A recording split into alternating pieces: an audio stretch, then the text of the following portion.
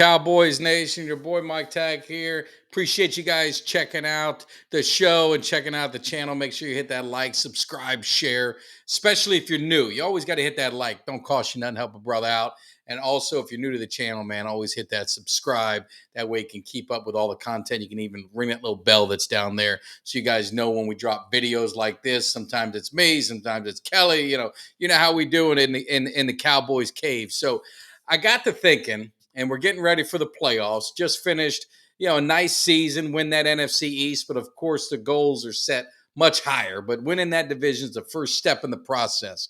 And the amazing year that CeeDee Lamb had, it got me thinking back. I'm like, man, was that the greatest season by a wide receiver in Cowboys history? And you're talking about some great ones.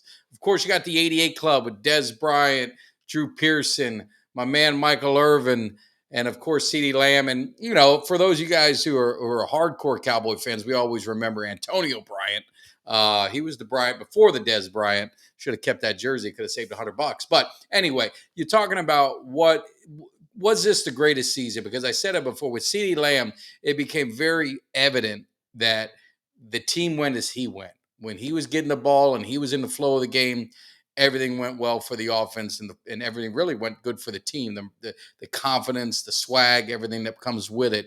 And so it got me thinking about another '88. And it was around my time. And coincidentally, it was the last year the Dallas Cowboys won the Super Bowl. We had our Michael Irvin, one of the OGs of the '88, put together arguably the greatest season in Cowboys history by a wide receiver. So you see what happened with CeeDee, and it's like, man, my memory is like, God, that's got to be pretty close. So broke down some of the numbers, wanted to get your guys' opinion, want your comments, let me know. Do you agree? Do you disagree? What do you think about the both? Especially if you lived in that era, you remember it pretty well. But looking at their numbers, so obviously both of them Pro Bowl seasons. I was really surprised Michael Irvin didn't make the All-Pro team this year. I don't know. I got to check the stats on that because it don't make sense. CeeDee Lamb has got to be an All-Pro. I think it's going to be him and Tyreek Hill be the on the All-Pro first team and that'll be obviously a great feat for him. And CeeDee Lamb has gotten better every year. And you think about the '90s Cowboys, and you think about '92 and '93. Those are really the great years. That team was young and up and coming, winning back-to-back Super Bowls. '95 was kind of like when you saw the team slowly, starting to take their dip in the '96, '97, and '98, obviously. So this was really Michael Irvin's last kind of boom year. And you look at the targets. Now, remember, Michael Irvin played 16 games. CeeDee is a 17-game schedule. So keep that in mind as you guys are trying to compare the two in your head. Michael Irvin with 165 targets, CeeDee Lamb with 181. Michael Irvin, 111 receptions. CeeDee Lamb led the NFL with 135 receptions. And again, think of the eras. Michael Irvin, it was a heavily rush offense. Emmitt Smith, if my memory's right, led the NFL in rushing that season. So they were definitely a run dominant team where CeeDee Lamb, he didn't have the benefit of that great running game. Tony Pollard, we've talked about he had a nice season, but a little disappointing in my eyes. And that's one of my concerns going to the playoffs. We got to get this running game going consistently and be able to drain the clock and really run when the team knows you're going to run. But looking at yards, Michael Irvin, these yards were close. Remember, one game extra for CeeDee Lamb. Michael Irvin with 1,603 yards receiving, CeeDee Lamb with 1,749. And then we think back to CeeDee Lamb, and it was like the first 5 games, he wasn't really getting the ball a lot. The offense was kind of getting going in the Texas Coast offense. He really came on late. So he probably, some could argue he probably could have had a 2,000-yard season. Yards per catch, pretty close, 14.4 for Michael Irvin, 13 yards for CeeDee Lamb. Touchdowns, again, close. Michael Irvin with 10, CeeDee Lamb with 12.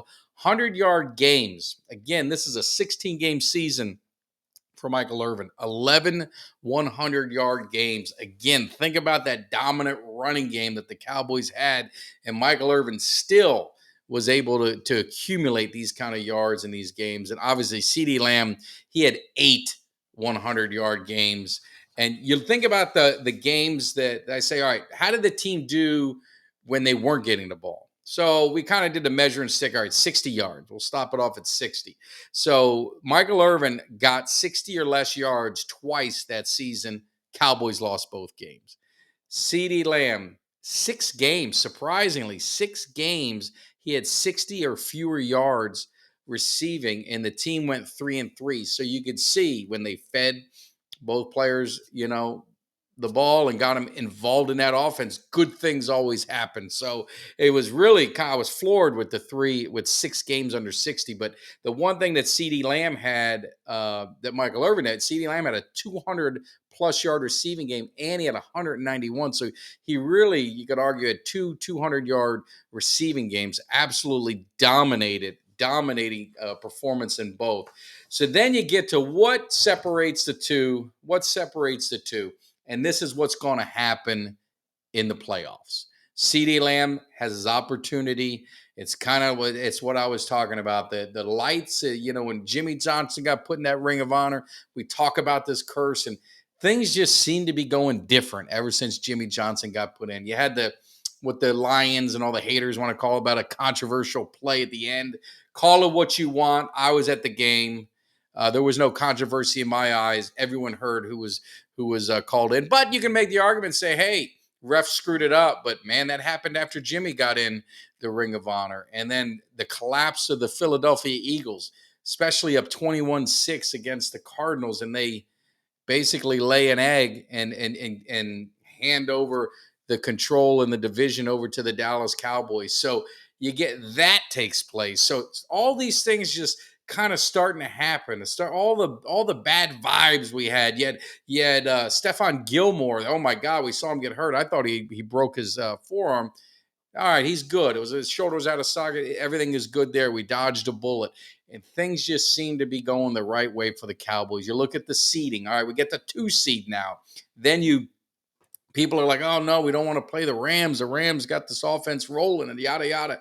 So now we bring in the Packers, and lo and behold, we go back to the 90s. And who did we always face in the playoffs, and who did we always send home? The Packers. So this is kind of starting to roll into where I'm saying CeeDee Lamb is an opportunity to really make his mark on this team and on this franchise by the performance that he can have in the playoffs. And you look at Michael Irvin in that Super Bowl run, he had 13 catches, 185 yards, 3 touchdowns, and not so great. The first game really did nothing. The second game he had, I believe it was 7 catches for 100 yards. Check my notes. 2 touchdowns. That was against Green Bay in the NFC Championship game. And then in the Super Bowl, he had 5 catches for 76. That was kind of that weird game with Pittsburgh. It was just a defensive battle, but we had enough offense to handle that business. And of course, we talk about with Neil O'Donnell and the beautiful passes he threw to our very own Larry Brown. So that being said, that's what I got. I mean, the numbers are close. Part of me wants to say CeeDee Lamb, the greatest season in Cowboys history at wide receiver. But again, to me, the tiebreaker is going to be, let's see what happens in the playoffs. I don't know if you guys agree. I don't know if you disagree. Definitely comment, share, subscribe if you're new. We love it. We're going to be going live. If you're catching this tonight, we're going to be going live on Wednesday. If you're catching this in the morning on Wednesday, we're going to be live Wednesday night. We've got some great shows planned. It's playoffs. We've got hopefully some things we're trying to work out with some Packers and try and see if we can have some fun and mix it up a little bit, share some memories, because this rivalry with the Packers, I did my top 5 rivalries. And if you missed it, go back and watch one of the other shows. And we did it. And the Packers are clearly in the top 5. Arguably, you can put them in the top 3. You could really argue they can be in the top 2 or even the top rival of all time. When you think about the history from the 60s and the Ice Bowl and the championship games, and then obviously you take that into the 90s, and every year it was us beating Green Bay in the 90s and ending their season. Then you get into the 2000s and the 2010 era, and you've got the tide turning, and it's the Packers that kept sending us home in the playoffs. So hopefully we've got the new decade We got a new quarterback in Green Bay. We're done with the Rodgers stuff, and maybe we kind of put that to bed and we start a new rivalry. But it's going to be fun. It's going to be really cool to see the Cowboys and the Packer helmets clashing and get things going. If I wish I had, Pat Summerall and John Madden there, it would be so much. It would be so much better. But let me know what you guys think. CeeDee Lamb,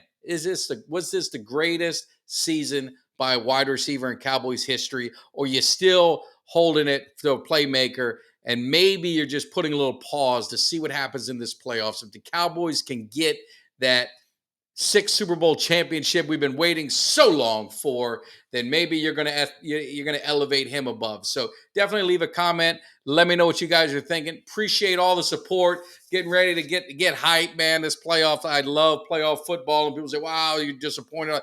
The finality of the playoffs, the games, the intensity, everything rises, and that's what I love about it as a fan, as a Cowboy fan, but really more as a football fan. So again, I appreciate it. Thank you guys so much, and hopefully you guys enjoy the video, and we'll see you guys at one of our live shows. Make sure you check it out because we're going to be bringing it, and I'll leave you, in case you're new, I'll leave you with one of my favorites. I always say it's my favorite. I'm probably going to play this till the end of the season. So this is for all you Eagle fans out there. I just want to tell you, I promise you this above all else. I am now going to be more obnoxious, more overbearing, and I'm going to make you all learn to love it because you'll have no choice. You understand that, Eagles fans? You guys are through. You're finished. You're washed up. Now can you dig it?